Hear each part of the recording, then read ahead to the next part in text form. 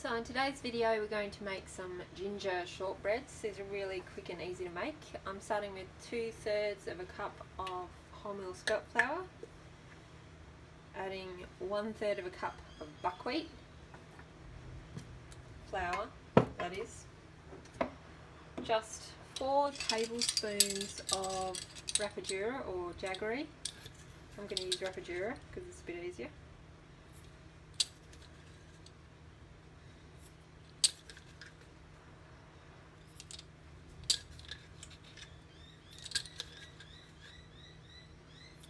There we go. 1 teaspoon of almond meal. Then we want 2 teaspoons of dried ginger powder. You can be quite generous with the ginger powder. I'm going to add a little bit more. Then I'm going to mix all the dry ingredients together with a whisk.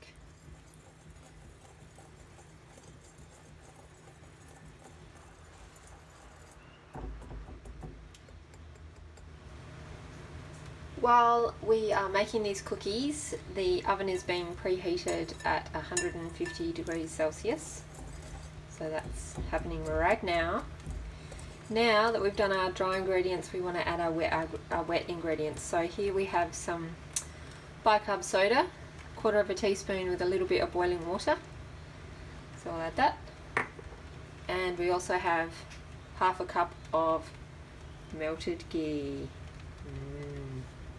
They are shortbreads after all, and shortbreads are effectively flour, butter and sugar.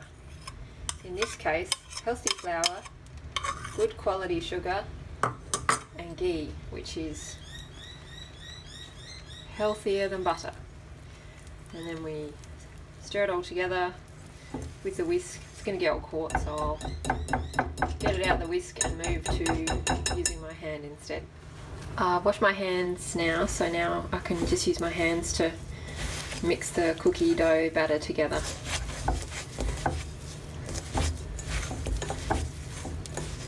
Just working that ghee into all of the flour.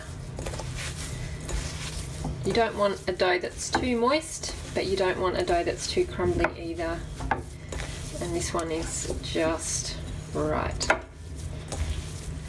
You can just use one hand, so only get one hand dirty. Get the other hand clean and holding the bowl. Couldn't say that for some reason. So there we go. Might look like it might be too dry at first, but once you've mixed it in, you get like a lovely dough where you can just, even with one hand, create little balls as our cookies. There we go.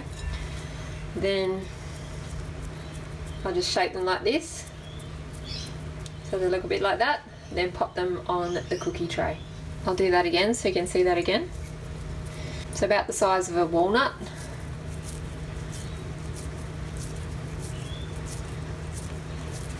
Work it into a bit of a sphere, round about. Then use your other hand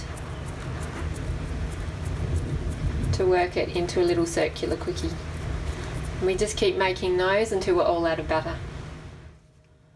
So there we have 20 perfect little cookies on a baking tray, ready to go in the oven for just 10 to 15 minutes, and then they'll be ready.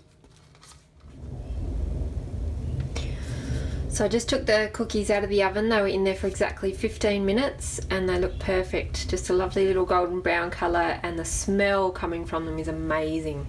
It's often the smell that you can use to judge whether your cookies are cooked or not. And of course you want a little bit of lovely golden brown to them as well. So all we have to do now is let them cool before we eat them, otherwise they'll crumble. So when you let them cool, the ghee hardens, and then they become yummy, yummy, crunchy little nuggets of deliciousness.